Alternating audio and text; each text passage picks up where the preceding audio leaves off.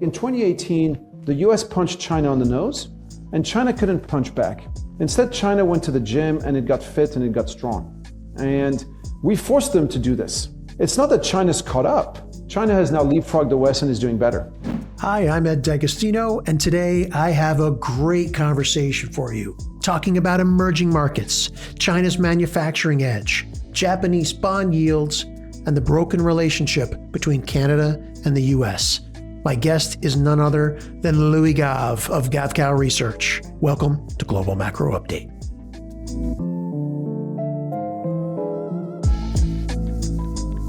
Louis Gave, it's always good to see you, my friend. Thank you for taking some time. Thanks for having me, Ed. Good to be here.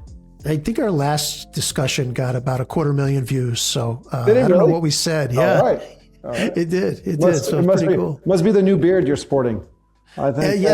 I call this my Louis look. There you go. This is my Louis look. Yeah, That's how you boost. That's how you boost the ratings. That's right. I highly doubt it. I think it's more on your side of the screen. But anyway, I want to talk to you about emerging markets, right? U.S. investors are discovering emerging markets all of a sudden, right? Like it is now becoming in vogue.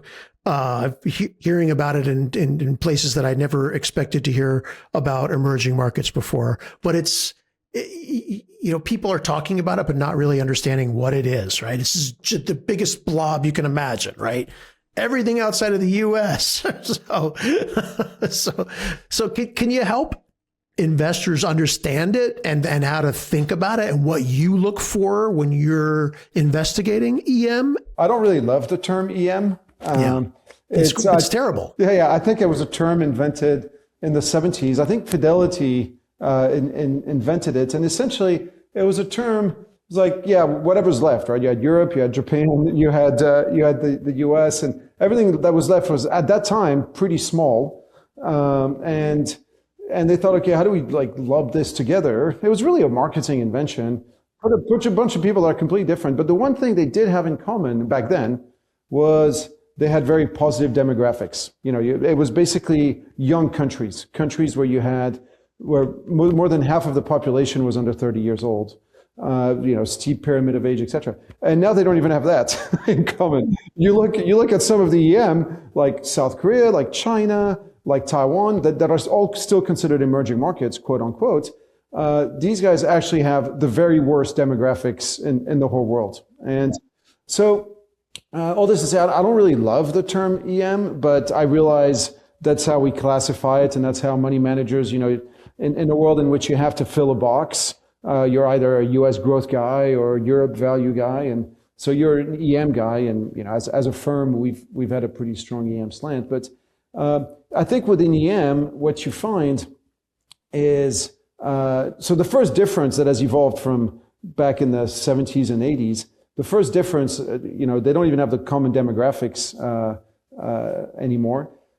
The other big change is that if you go back to the 70s, the 80s, the 90s, even the early 2000s, most of the emerging markets were essentially dependent on foreign capital. And you saw this time and time again. You would have a problem in Thailand. And so because Thailand got hit, all of a sudden foreign investors were like, oh, you know what, sell Indonesia, sell Malaysia, not because of anything linked to those countries, but simply because I'm taking losses over here, and therefore I'm getting redemptions. I have to sell what I can. And before you know it, a problem that had started in Thailand, you'd get Brazil that got crushed, and Argentina would get crushed. Now, the good news is, I think this is definitely no longer the case, partly because the marginal buyer in emerging markets no longer is a foreign investor sitting in London or New York or Dallas or Miami. But increasingly, the marginal buyer in most emerging markets is now a local. And you see this, where you see this the most clearly is actually in Latin America, where in Latin America, you go to countries like Chile, like Colombia, like Peru, like Mexico, and you've had the birth of a genuine domestic pension fund industry. And all this started more than 30 years ago. But when you first start a pension fund, you have peanuts in it, but 30 years of compounding returns plus 30 years of people putting money in. And countries like Chile, I think there's about $600 billion now in Chilean pension fund money. Now you might say, okay, that's not that big relative to some of the pension funds you have in the US. But for a small market like Chile, it matters because what ends up happening is that your Chilean pension fund will always have a domestic bias towards Chilean assets, and the Peruvian pension fund to the Peruvian assets, and Colombian pension. And so what happens now is that if and when, for whatever reason, there's a dip in the markets, then your Chilean pension fund will say, oh, there's a dip in the Chilean peso, there's a dip in Chilean bonds, there's a dip in the Chilean equity market, and they'll buy it. And so in a way that before, in a lot of these markets, you really didn't have a sort of buyer of last resort. And if once foreigners decided to leave, once foreigners decided, why am I even investing in Indonesia? It's like it's creating headaches for me, it's all over the place, bad politics, whatever, just get me out.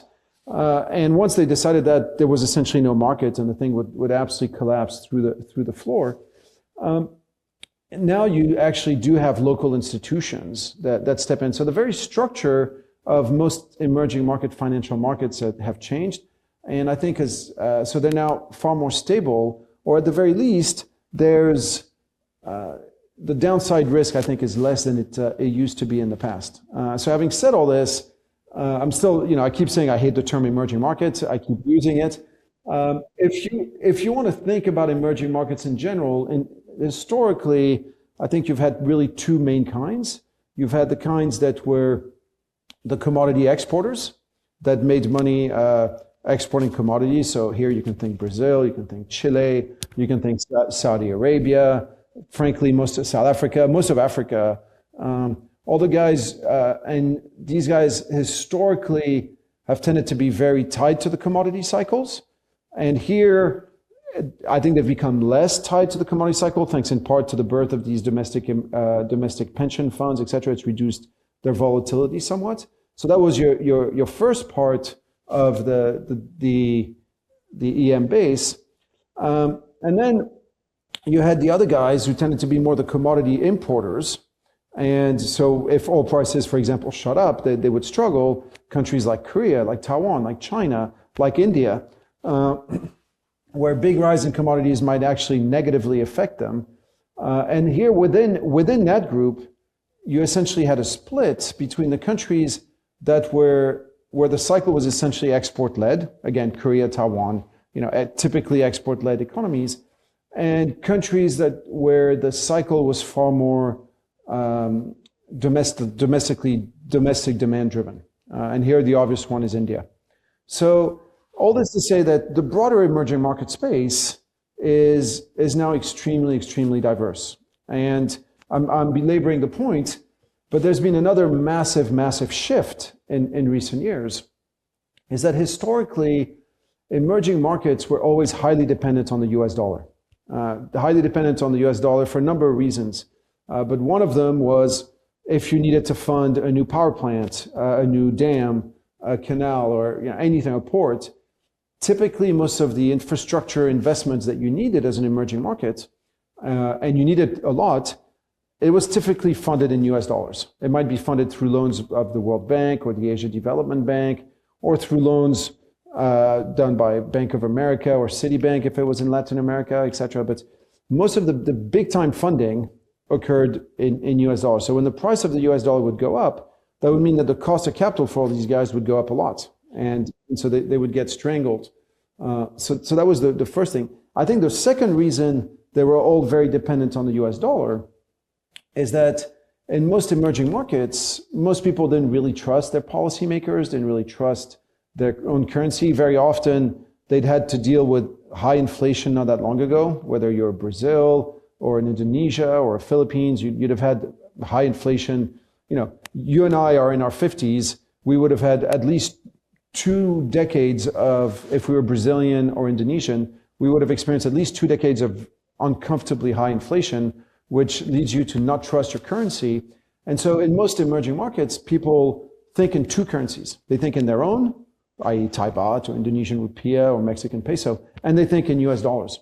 So when the US dollar goes up, most rich people have a tendency to say, oh, US dollar is going up, get rid of my Mexican peso, put it in US dollars. So the US dollar, most emerging markets have always traded as a sort of anti-US dollar as a result of this, because that knife cuts both ways. When the US dollar goes down, they repatriate capital and they buy back local assets.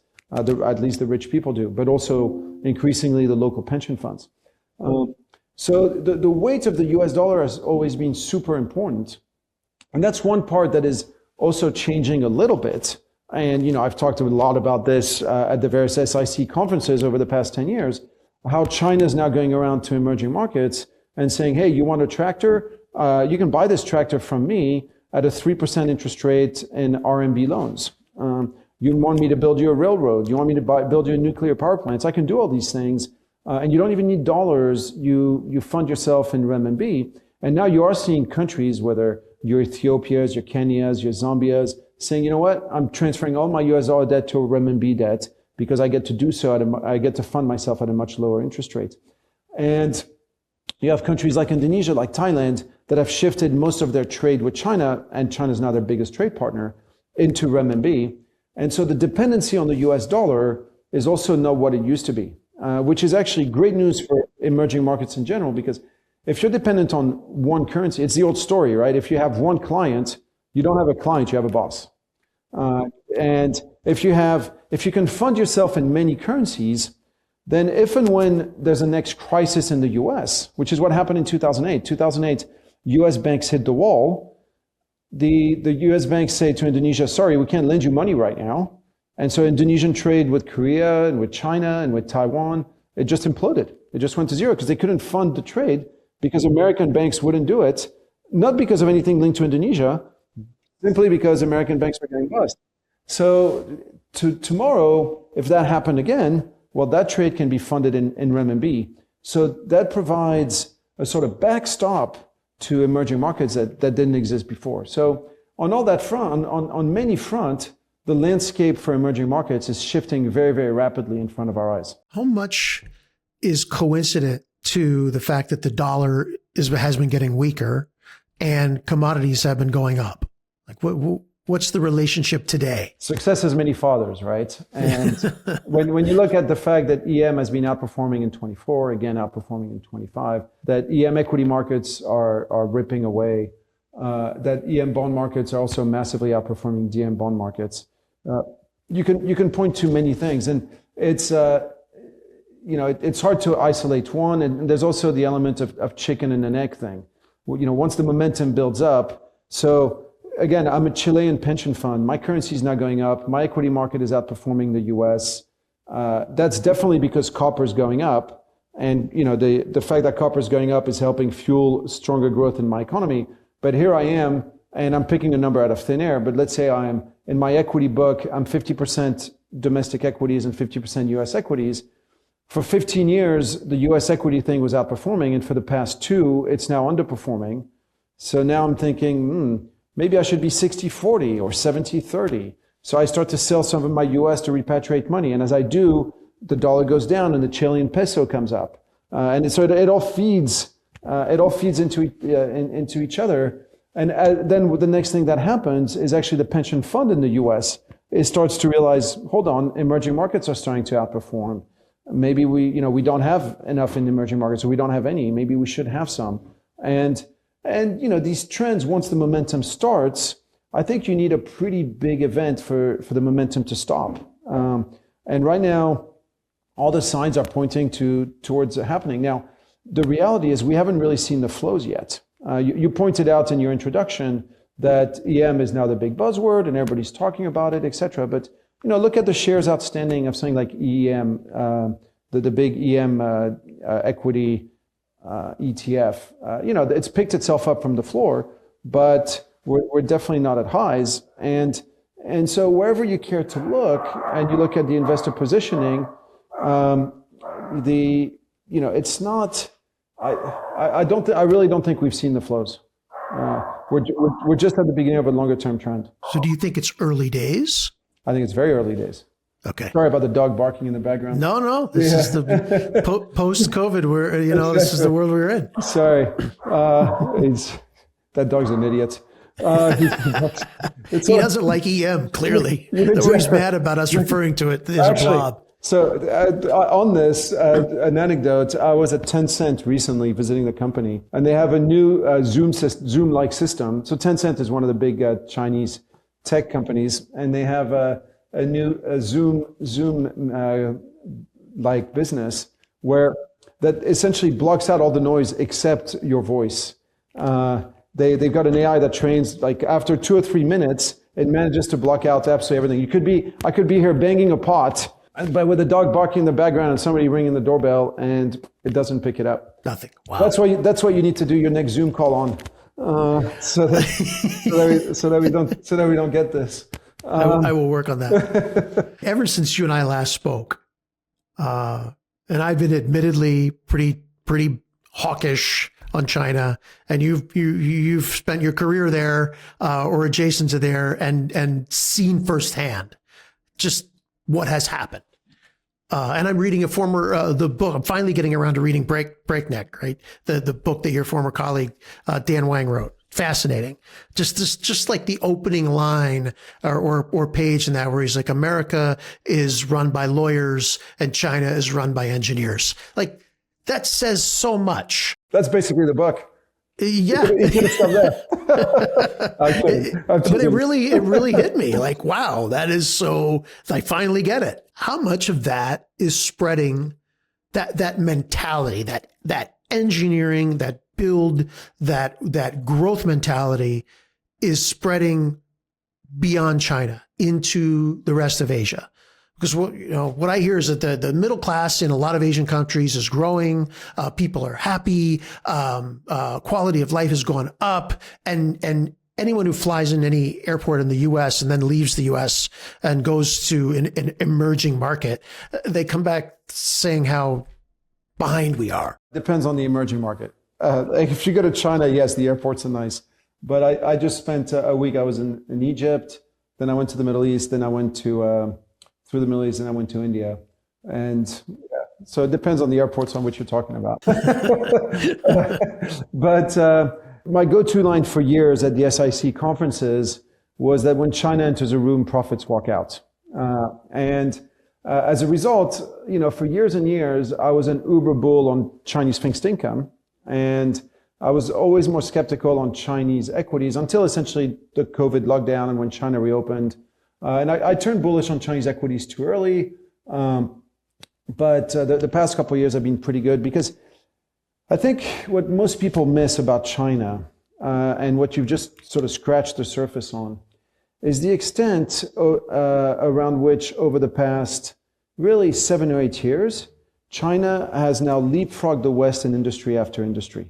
Essentially what happened was that when the US decided to weaponize the semiconductor supply chain against China in 2018, the Chinese leadership kind of freaked out and they said, you know what, if the US blocks us from semiconductors today, tomorrow it could be chemical products or it could be auto parts. It could be any number of things. We have no choice but to de-Westernize our supply chain. We can't be dependent on the West on anything.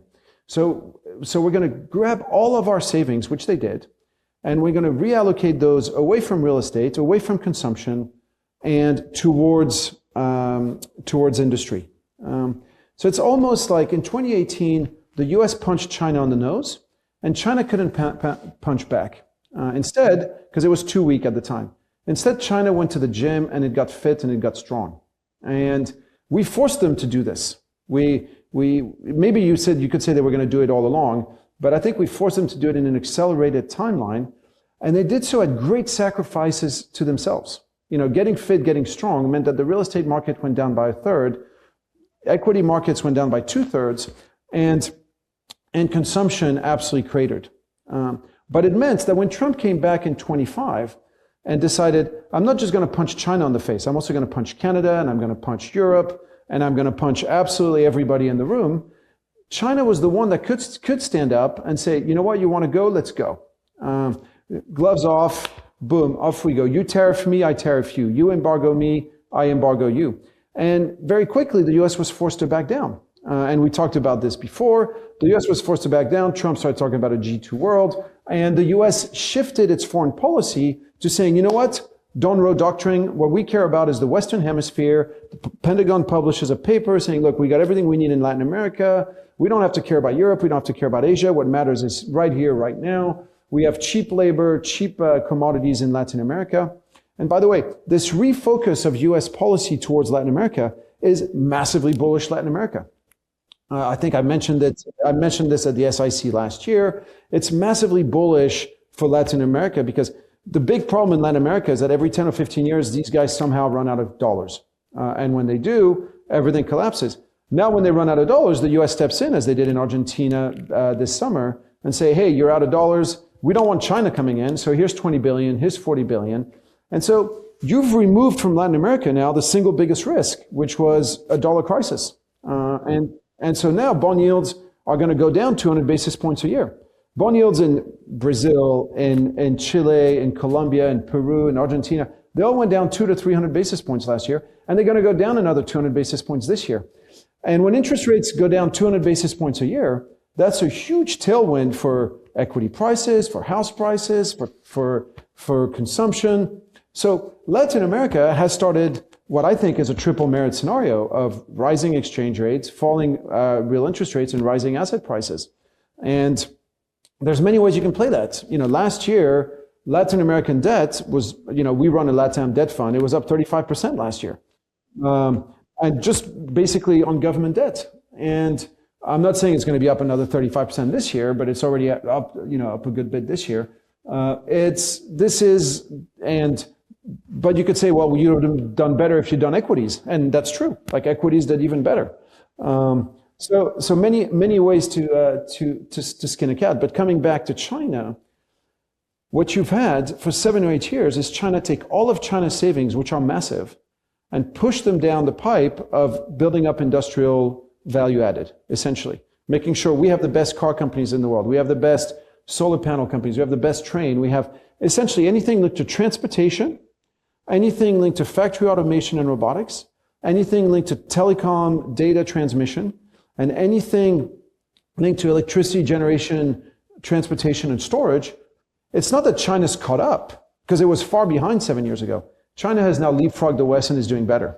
In 2020, if I had said China's going to be the biggest car exporter in the world, people would have laughed. And in 2023, this happened.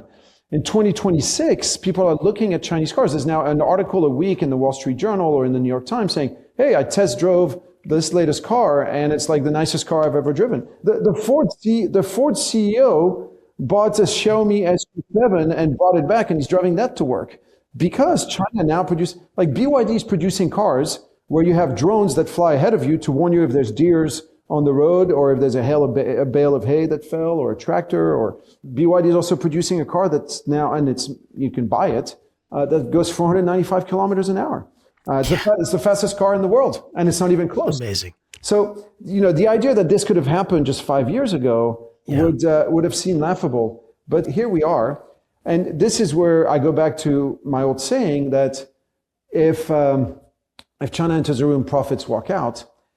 I don't know if it's true anymore. It used to be true because China used to produce cheap goods cheaply and crush everybody's margins along the way. What you now have in China, which is new, is you have companies that are genuinely world-class companies making products that actually nobody can compete with and making margins along the way. I'll give you an example. I'm sorry I'm being long-winded, but I'll give you an example. A company called Hesai, it's actually listed in NASDAQ, listed in Hong Kong. And full disclosure, it's one of my biggest positions. And Hesai is a LiDAR manufacturer. And so, the whole debate around LiDARs is that what we need for autonomous vehicle in the future, or are we going to go with cameras? So Elon Musk 5 years ago comes out and says, forget LiDARs, it's not going to work, cameras are the future. When Elon Musk said this, so he actually said, we can use them for our space rockets. We use the LiDARs for our space rockets, but we're not going to use them for our cars. Because 5 years ago, the LiDARs would cost $50,000 US to equip. Today, equipping a car with LiDARs costs $200 US. Cheaper than a camera, right? Yeah. Hesai brought the cost down 99.5%. And they still make 30% profit margins. And so now actually LiDARs, it used to be, is that going to be the future for autonomous driving or not? It's actually shifted. Now LiDARs are being put in every Chinese cars for safety reasons. Because if you have a LiDAR in your car, the risk of a fatal accident goes down 70%. So now LiDARs are like airbags. It's like, yeah, right. I was just going to say that it's the cost of a seatbelt, right? yeah, at $200, why wouldn't you have one? And in China, it's going to move to where very soon you won't be able to insure your car if it doesn't have a LiDAR. And I think that's going to move like this everywhere around the world. So a company like Hesai is now signing up BMW, is now signing up Mercedes, and even the military Humvees, this is hilarious, the US military Humvees use Hesai LiDARs. All this to say, these types of companies like CATL, like BYD, like Hesai, these types of companies did not exist in China 5 years ago, 10 years ago. But because you've had such a focus of policy of we got to move up the industrial value chain very, very quickly, we're going to throw money at it. We're also going to throw people at it. Because 20 years ago, China was graduating 1 million university students a year. Now it graduates 12 million university students a year. And it graduates more engineers than the rest of the world combined, ex-India. So you throw money at the problem, you throw people at the problem, and before you know it, you start to actually have companies that are actually pretty interesting in their own right. Yeah, and the innovation. I mean, your point about the cars. Felix Zulauf told me that he was in China last year and drove around in a car that was better than his Porsche and cost a lot less. Probably less than half the price. Yeah, yeah. Is it Shenzhen that is the city that's sort of known as the innovation or manufacturing capital? So there's several actually. So if you think of sort of the tech hubs of China, Shenzhen is definitely one of them. That's where you have BYD. That's where you have Tencent. That's where you have Huawei. So that's definitely one of them. Another big city for tech and innovation is Hangzhou. So Shenzhen's a massive city. It's a first-tier city. I mean, Hangzhou is a big city as well, but not as big as Shenzhen. But in Hangzhou, you have the Zhejiang Institute of Technology, which is increasingly becoming a little bit like the MIT of China. In Zhejiang, this is where you have Unitree, the robotics company that you saw all the robots dance over Chinese New Year. It's where DeepSeek came out from. But most importantly, it's where Alibaba is based. And out of Alibaba, you've had a lot of offshoots. Then frankly, Shanghai is still another, big hub of very interesting companies. So in Shanghai, you have, so Hesai is in Shanghai, and Horizon Robotics and Neo Cars. And so you really have, I think, if you want to think of hubs, you have 3 big hubs in China. Just like, look, the U.S. is also China's a massive economy. In the U.S., you have the Silicon Valley, and that essentially is Shenzhen. But, the whole area around Austin has a lot of things going on.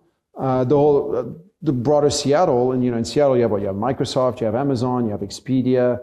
So you can have several hubs, and China does as well. The reason why I bring it up is I've heard 3 different venture-backed engineers, all from Silicon Valley, say separately of each other, the U.S. desperately needs to build its own Shenzhen. Which just that statement from an American entrepreneur, more than one, in a week, is like, it's just mind-blowing how fast things have changed and how far behind the U.S., I think, is. The U.S. is very far in advance in some things.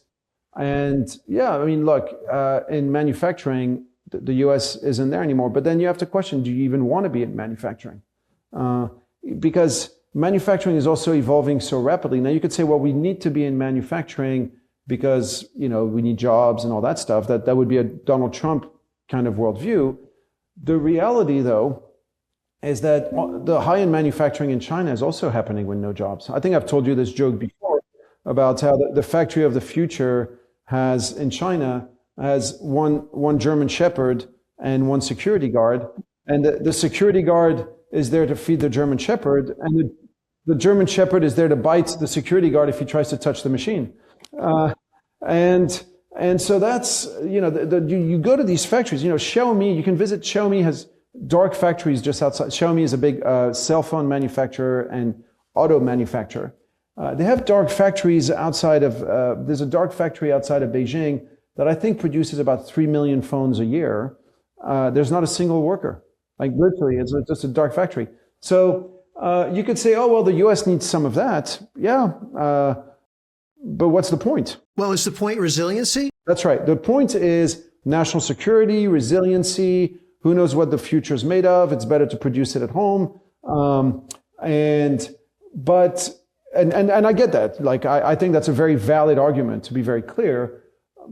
And if you want to go down this path, then you also have to be cognizant of the fact that it takes a lot of investment in power grids, a lot of investment in machinery. Now, the reality in things that turn out to be pretty cyclical. Raw materials, processing of raw materials. All that stuff, absolutely. Some of the stuff is polluting, et cetera. And so China's gone down this path. The US, could have gone down this path. You've had 0% interest rates in essence for 20 years, and I'm exaggerating, but interest rates have been super low for 20 years. Now, and over the past 20 years, you've had zero investment in the grid. You produce essentially as much electricity today as you did 20 years ago. China used to produce 20 years ago half as much electricity as the US, and today produces twice as much as the US. So, production of electricity in China has essentially gone 4x. So over that same period, so that was a cognizant investment. The US took the zero interest rate and said, this is awesome. We're going to do share buybacks. This is awesome. We're going to do private equity. We're going to gear up the balance sheet of every business out there. And we're going to get ourselves very wealthy. Now, what's interesting is a lot of the wealth that's been created, to your point, has been financial engineered. It's not like we've massively increased our capacity of productions, whether in the US and Europe. But we did get richer, at least on paper. So let's switch gears for a second, because you spend part of your year in Canada. Yep. There's a lot of tension between our two countries, which, 2 years ago, even 2 years ago, I think would not have been something the average Canadian or American would have foreseen, right? But there's a lot of tension now. Let them win a Stanley Cup for once, and they'll get over it. What sport is that? Exactly. What's your take on that? I mean, there's a lot of theories as to why it's happening. A lot of, and it goes back to China, right? Like there's one theory. There's a reporter in your country, Sam Cooper, who does a lot of work on the CCP's infiltration of the Canadian government.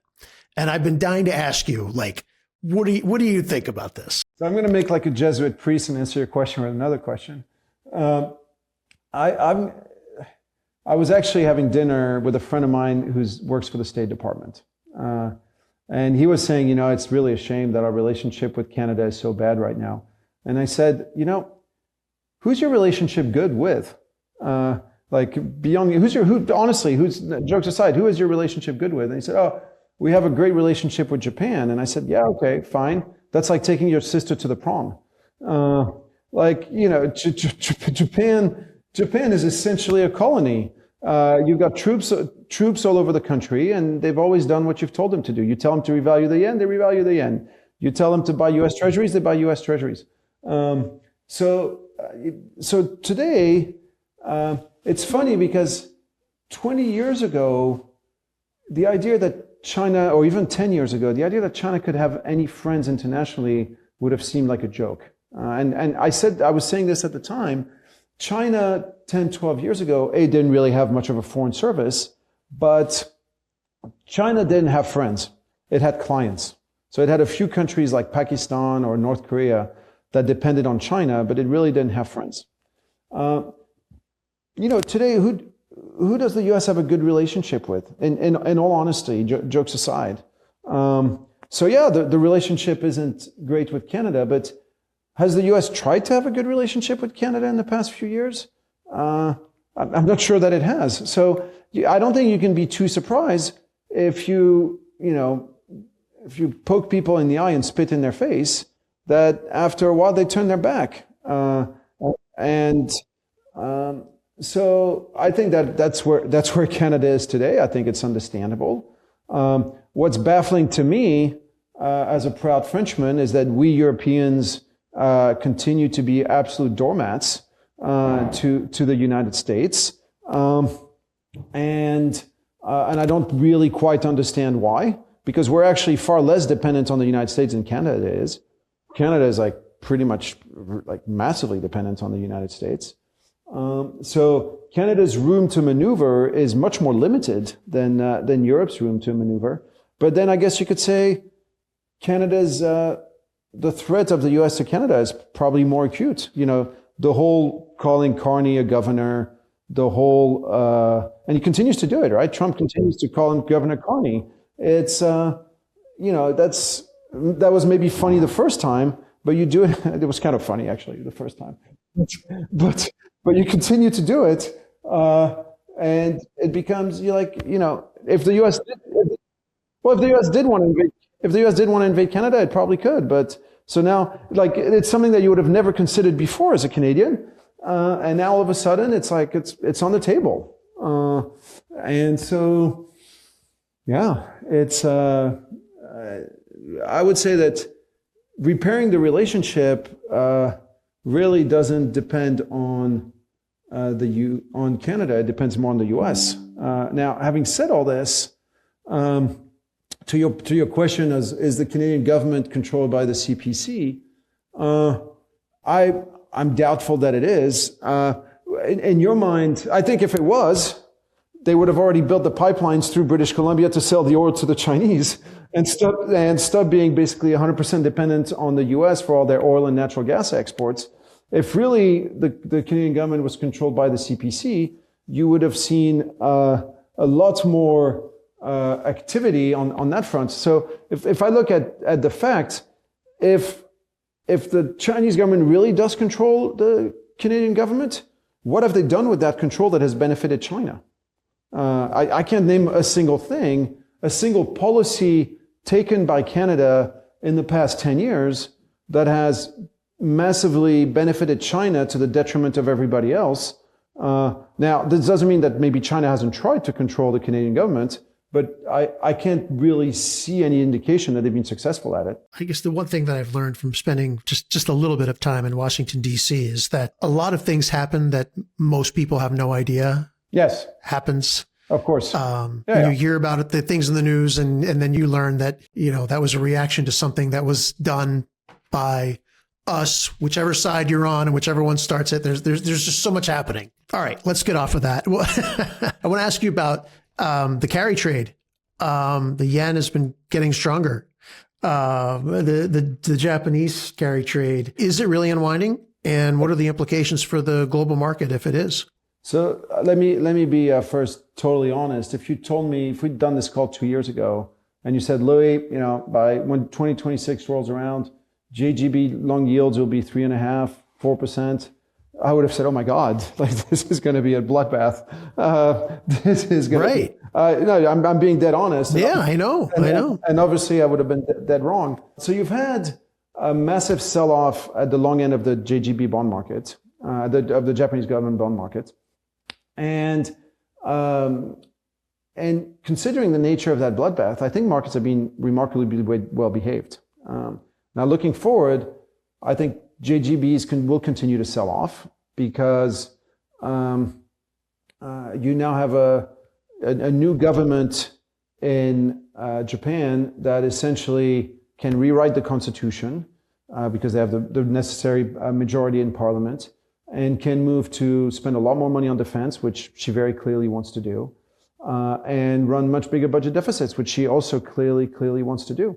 So, that's the path of which we're going. And by the way, yields rising in Japan means that it's going to be very hard to get any kind of bond rally in the US or in Europe or in any major market, because Japanese savers will continue to gradually repatriate money. Now, having said that, yields at the long end have gone up a lot, and the yen, sure, it's gone up from 160 to 154 or wherever it is today, but the yen remains stupidly undervalued.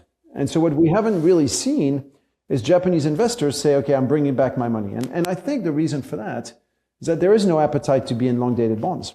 Japanese long-dated bonds have been the worst performing asset class on a 1-year, 3-year, 5-year, 10-year view. They've been the worst asset class by far. And most people in Japan have absolutely no interest in trying to catch that falling knife because they see a government that is going to keep spending money, because they see a BOJ that's still sitting on its hands. So I think we probably don't get the big unwinding of the carry trade and the Japanese really repatriating all their savings. We probably don't get that until short rates in Japan are at least at the level of Japanese inflation, which is basically 2.5–3%. Until the BOJ, raises interest rates from the below 1% where they are today to 250. So I think you need essentially really 150 basis points of interest rates rising at the short end in Japan for the carry trade to really implode. And I'm not sure the BOJ is going to give us that. Like right now, it doesn't look like it. 150 basis points, but doesn't sound like a lot, but it's a massive increase. No, it's big.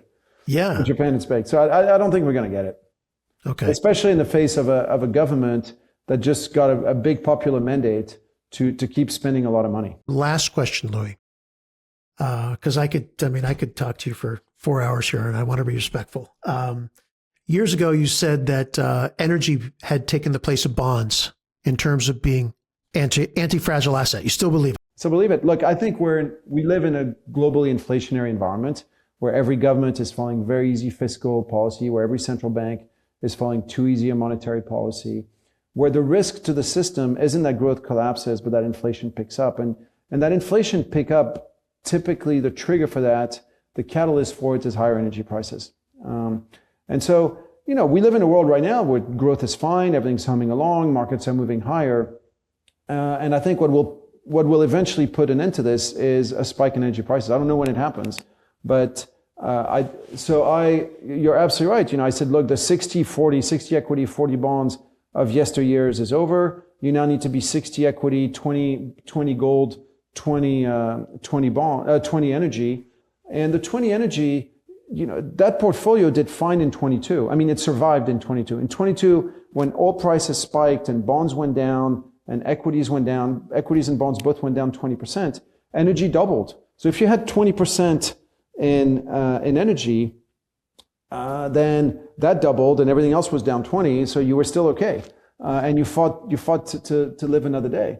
You live to fight another day. And so I very much think that we're having at least 20, if not 25 or 30% of your portfolio in energy in various forms, whether it's equity, energy equities, whether it's out of the money calls on oil, whether it's coal, even if it's solar, like, some people have ESG constraints, etc. So go out and buy some solar.